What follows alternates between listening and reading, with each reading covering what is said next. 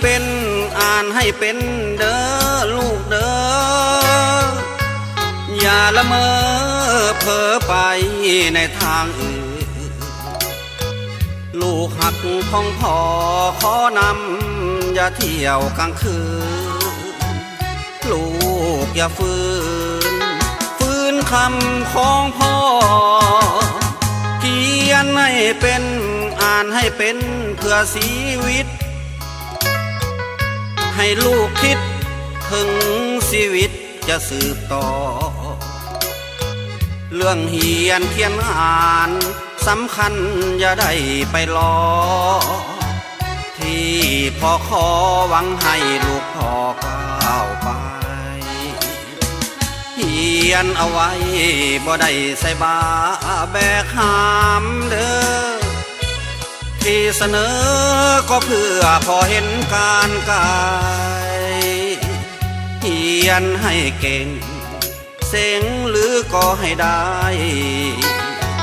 แล้วกลับไป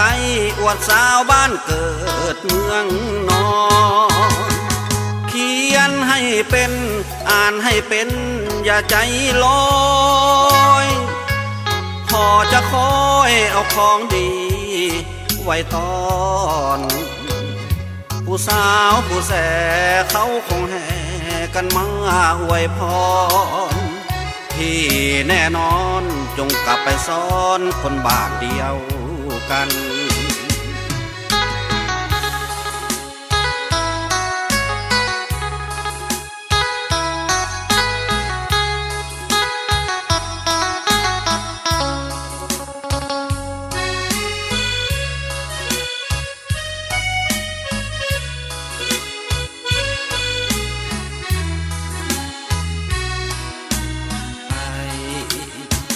เขียนเอาไว้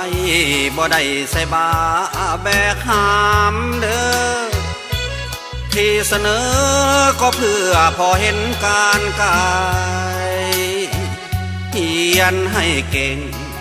เสียงหรือก็ให้ได้แล้วกลับไปอวดสาวบ้านเกิดเมืองนอน